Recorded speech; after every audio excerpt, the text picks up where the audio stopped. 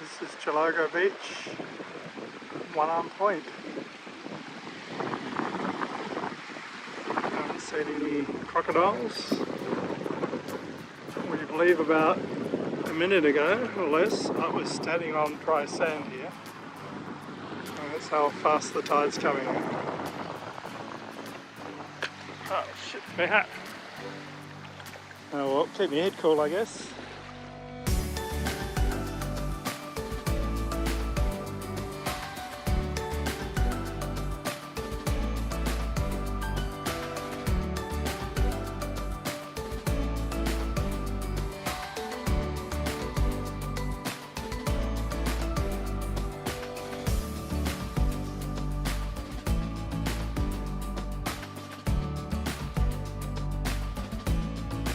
Coconut Wells, Broome is down that way.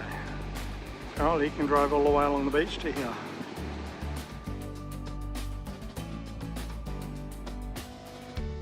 This is a Sacred Heart Church. There's a lot of shells used in its decoration, we'll say. Pick out the shells. So this is me set up for the next few days at the Djarindjin Roadhouse and Campground. And I'm the only one here.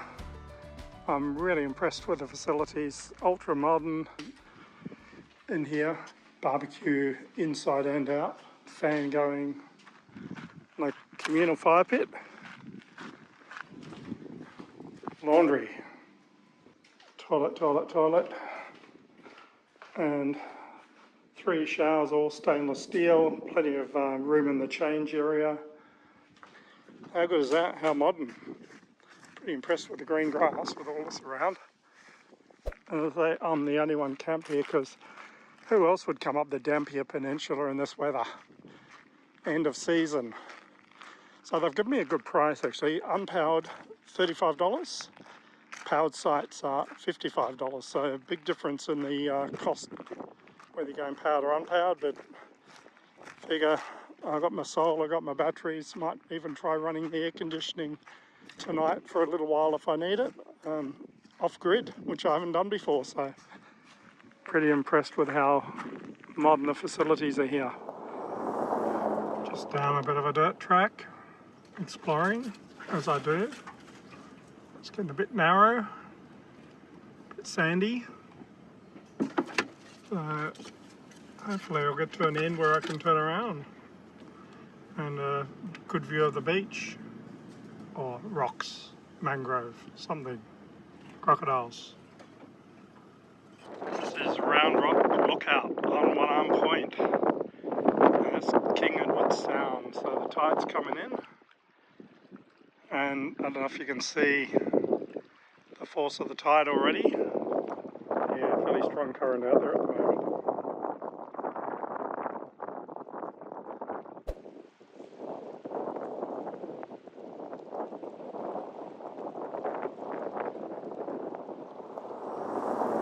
This is the sign to turn off to Cygnet Bay, to the Pearl Farm, and during the season you can do the horizontal falls from here as well. There's dining, there's a restaurant accommodation, there's 2.6 kilometres of dirt road, so I shouldn't need to let the tyres down I wouldn't imagine for this one.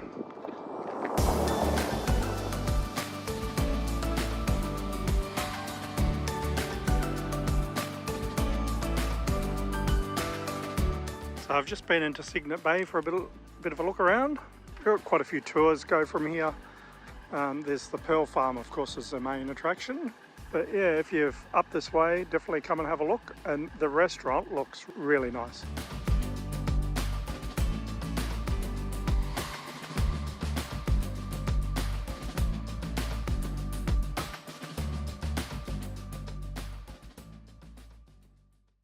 This is Lombadina.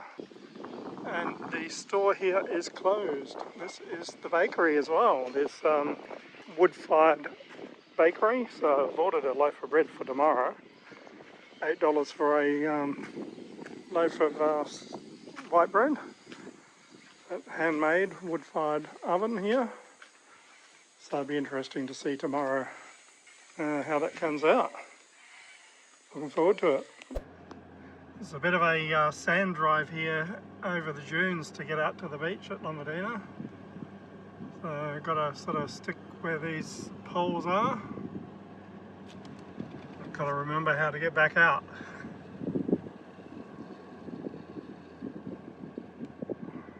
There's people swimming out here, so I haven't seen any crocodiles here for a while. It's a good thing. This is Lombadina Beach. If you can see the yellow pole back there behind the car, that's as far as you're allowed to go in this direction. And there's another yellow pole at the other end, about 800 metres down, that you're allowed to drive to as well. I'm filming this in the car because it's fairly windy out there and you probably won't be able to hear me, but yeah, it is stunning, a beautiful beach. Yeah, you're only allowed to drive to, I think it's about an 800 metre length of beach you're allowed to drive on between the two yellow poles, but they give you instructions before coming out here, so it's $10 for the day to look around the community and to come out to the beach here. Now the drive out here to Lombadina Beach is over sand dunes. It's quite a distance, so you do need to take their advice and let your tyres down to 22 psi. Nearly there. Come on. I see red dirt ahead. That's a good sign.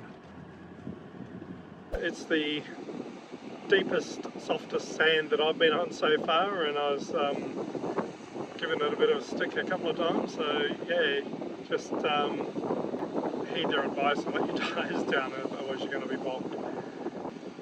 Definitely well worth coming out here. It's a beautiful beach. There were two other people out here when I got here and they were swimming, so it is the Kimberleys, and there could be crocodiles or more likely sharks, I guess. They reckon they haven't seen any for years, but it doesn't mean they're not there, so I'm not game to swim. The water is fairly clear once you're out there a few metres, so you could see if there's anything coming, but yeah, I'm not game. So enter at your own risk, I guess.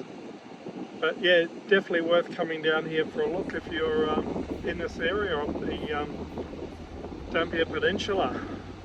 It's an absolutely stunning beach, and you got it to yourself probably, so there you go. Enjoy.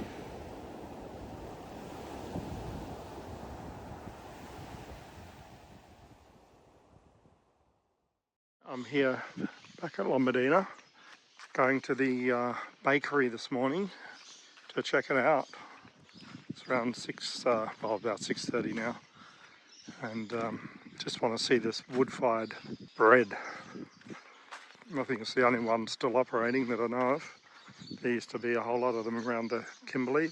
She's a bit smoky in here, but this is the wood-fired bakery. This is the tins lined up here.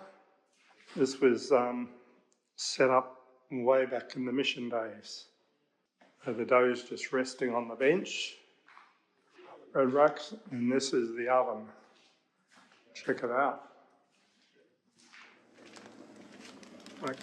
Yeah, just a bit of heat in there. But this has been going like this for about 90 years. There used to be a few more in the mission days, but I did see an abandoned one up at Colombaroo, but I think this is the only operating one, so looking forward to trying the bread. This is the dough being shaped. Yeah. Hundreds of loaves of these. Shaping it into the tin. And we'll cut across here. Beautiful. Well, the bread is proved. It's nearly ready to go in the oven. Now they're going to have burnt tops on them. So the oven's come down in temperature a little bit. So the bread is going in the oven.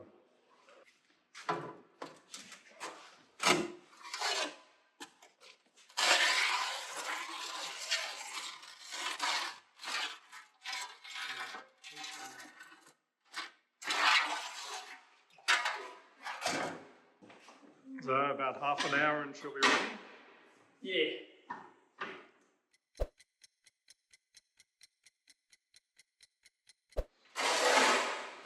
First lot of bread out there.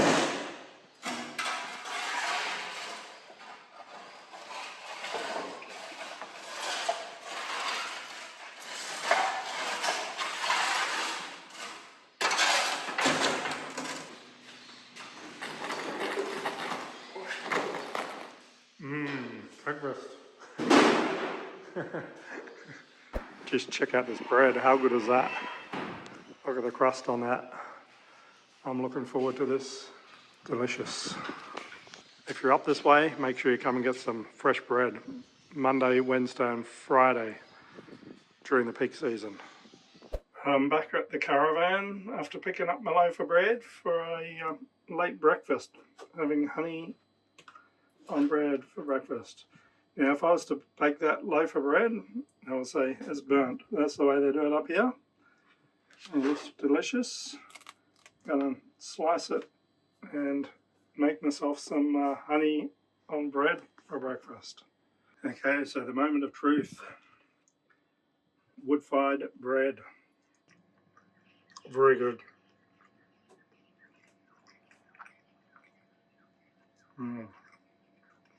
Nice flavour.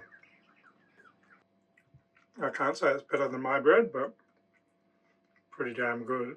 If you're up here, Lombadina, or around here, definitely order a loaf of bread. They sell out, so gotta order it. Well, it's time to say goodbye to Djarindjin and Lombadina. It was a nice spot to stay here. I can understand why people go to Cygnet Bay though. There's a lot more tours and that from there. There's, after saying that, there's tours from here as well. But at Cygnet Bay, there's a lot more people there because we've got the boat tours and the pearl tours as well, pearl factory. So there's just a restaurant there as well. So a lot more happening at Cygnet Bay. So I understand why people go there. But this is a nice central spot. You can easily do a day trip or two up to Cygnet Bay and one on point. And here you've got the beautiful beach down at Lombadina. It's magnificent. And some beautiful fresh bread this morning. This place was really nice. The people here were super friendly. If you're worried about security and stuff, I mean the police station's right behind the campground. Yeah, just enjoyed to stay here. So it's time to move on.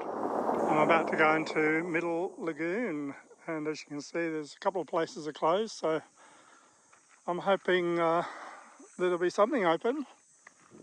At the information centre they did recommend not to tow a caravan in here, but I figure I've been on the Gibb, I should be right.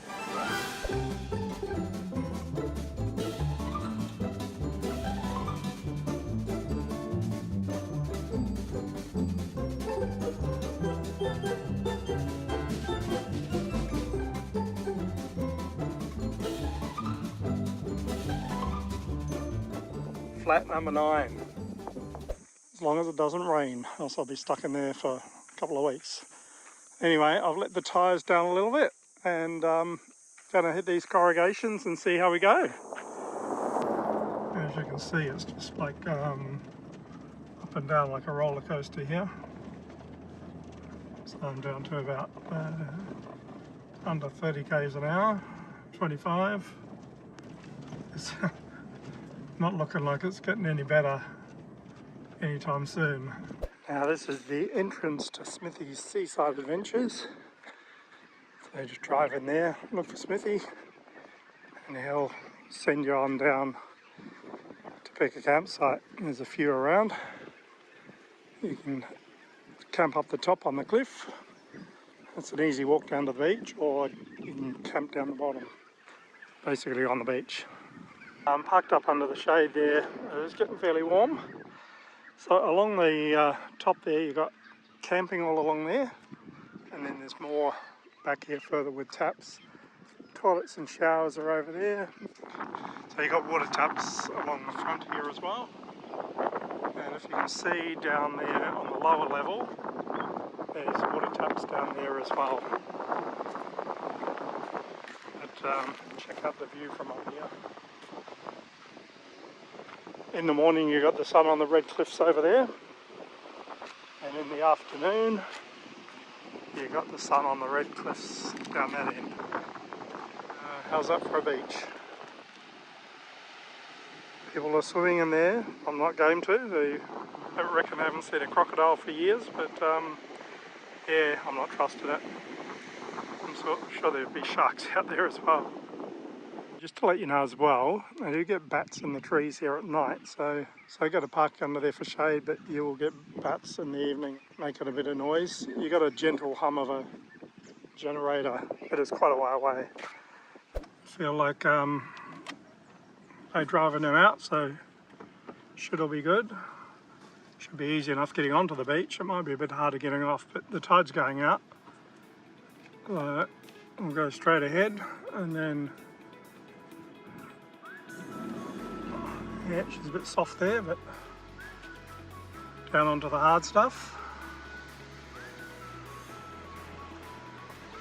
And we'll head along that way.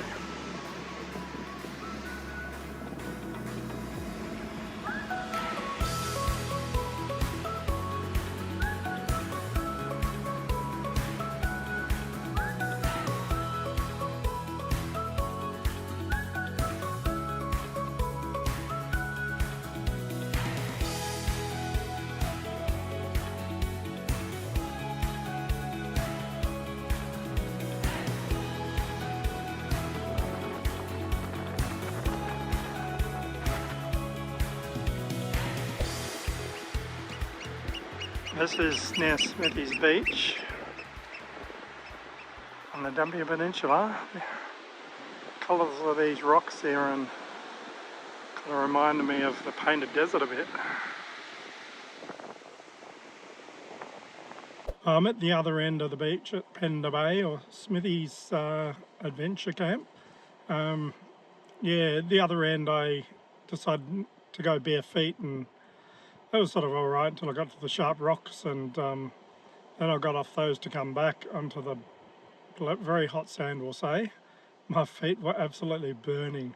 I made a bit of a dash to the crocodile shark infested waters just to cool my feet off. It was, yeah, my feet were pretty red by the end of it, I'll tell you. Yeah, I'm going to wear my thongs this time and take water with me anyway, in case I go a bit further than I expect to be. Yeah, I might do that once or twice. So what do you think of this? I've got this whole place to myself.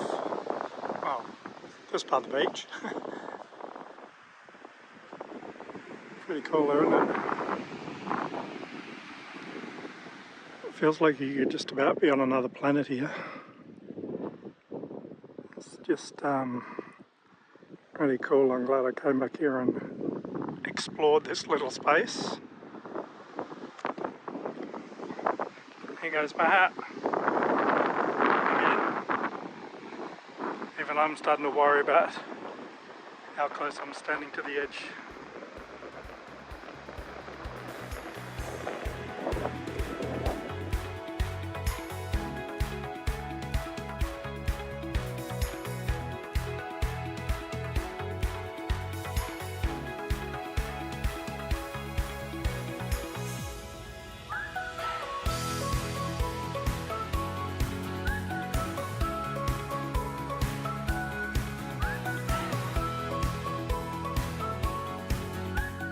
The joys of trying to cook outside when it's windy. Anyway, I've got a couple of little fish, little barra and a red emperor that were given to me by a couple of the locals here. I'm going to actually, they suggested just cook the whole things as they are, heads and all, wrap them in foil, put them under the grill. So I'm going to give that a go. It's been like a moment of truth. Opening this fish up to see if it's cooked. Certainly hope it is, and definitely looks cooked. Yep, I feel it's not going to be eating both of those tonight, but I'll start with the barramundi, I reckon, and just pick the flesh off that. Yeah, smells alright. Hopefully it tastes good. So as I said, cook it whole, skin and all, falling off the bone here. Tastes good. Like it. Not a bad way of cooking it. Need a bit of lemon, I don't have any lemon. Oh, there's the red emperor on the plate. Not looking too shabby. But, barramundi was nice. Moist, juicy, tasty.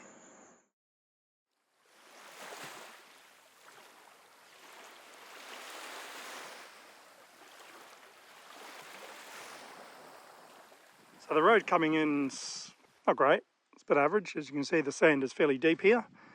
You get a few spots with pretty bad corrugation, so under 20 k's an hour towing a van. I wouldn't like to tow an on-road van in here, but an off-road van you're fine. Yeah, no worries, just drive to the conditions. I don't think I'd like to be in here after a lot of rain either. You get flooded in, yeah, especially up further. I reckon it's time for me to give a bit of a review on this area before it gets too windy here today. I'd stayed at Smithy's Seaside Adventures and enjoyed my stay there. It's, you know, a little bit of a quieter spot. I can understand why most people go into Middle Lagoon. It's absolutely beautiful in there. In the peak season though, during the winter, I reckon it'd be fairly packed, a bit like a caravan park. Now they reckon they haven't seen any crocodiles in there in years, so it's swim at your own risk and probably more likelihood of having sharks, I guess, close in than crocodiles, but plenty of people swim in there when I was there, but not game. It is a bit of more of a sheltered lagoon in there. So yeah, I can understand the attraction, but I just preferred Smithy's. It was more of a bush camp. Beautiful spot though. And they want to charge you $20 at the gate to go in for the day, which I thought was a bit rich, but yeah, the other one, Neem, went in there for a look and spoke to Sarah in there. She was lovely, as all the people up here, they're really friendly. So Neem is more like a bush camp. So they only allow 10 to 15 camps in there at a time. There's no one in there at this time of the year. Like most of them are closed for the season. Even Middle Lagoon is closed now for the season. They said they won't turn anyone back that comes in there. So anyone that's already camped in there can stay. But yeah, they're just putting the signs up at the end of the road that it's closed. So yeah, getting a bit cloudy and humid today. So want to get out of here before there's any likelihood of rain, because as I say, the road will be impassable after a couple of days of rain. And then you'll be stuck in there for quite a while, I would imagine. Anyway, I've enjoyed my stay up here. Had a bit of an explore around. Smithy's is, I'd recommend to stay there. You can drive along the beach and explore as well, so that was a bit of a bonus for me. Anyway, time to hit the road. Cheers. When you're travelling up here, you've got to be aware some of the signs are a bit hidden and grown over and in front of each other. And another thing, don't always follow your GPS. You may end up down a little narrow track, overgrown. Yeah, might be a shortcut on the map, but yeah, you can get kind of stuck somewhere that you shouldn't be. So just be aware of that. GPS is good, but don't always rely on it. Check your maps. Now, as some of you might know, I had a flat tyre, my first one on the Tanami. First time I'd changed a tyre on this car. First time I'd put a plug in. I looked back on the video the other day and I thought, oh gee. I've learned a bit since then. I didn't inflate my tyre to put the plug in, or not fully enough anyway. So learned a bit about, I think I put about, I don't know, 35, 40 plugs in tyres. So as a disclaimer, I'd like to say, before I left Melbourne, I did go to buy new tyres.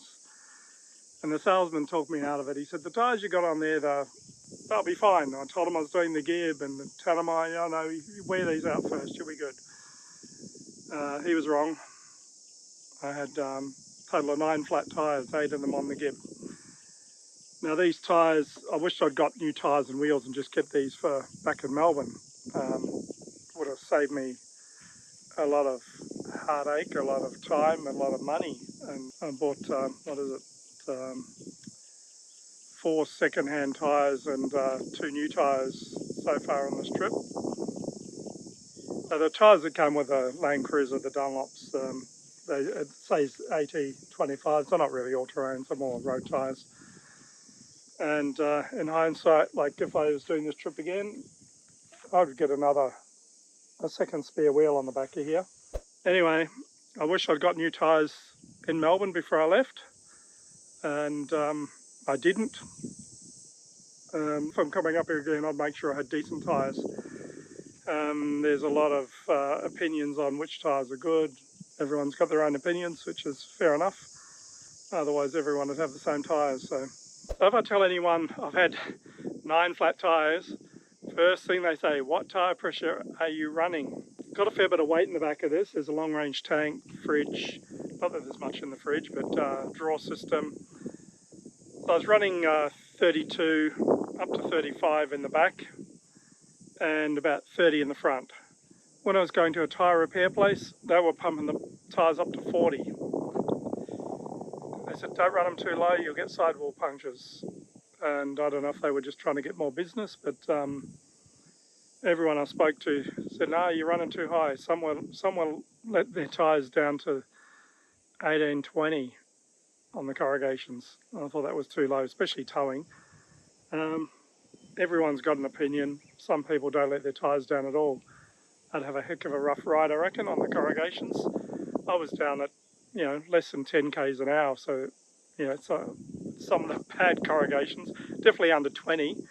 Other spots I was up to, 60, 70, even maybe touched 80 a couple of times on the real good sections. But yeah, what pressures do you run on the dirt, on the corrugations? I'm reckoning 28, 30 on the front and 30, 32 on the back of this. People say that's about right. Why did I get 8 flat tyres on the Gibb? Was it just bad luck?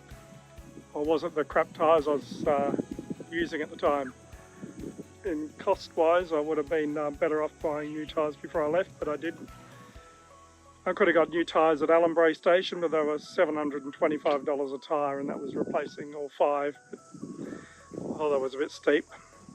Anyway, I'll leave it at that. It'll open a can of worms, I'm sure. But leave your comments below. What tyre pressures are you running? Everyone's different. Everyone's got different tyres. Let us know what you think. Cheers.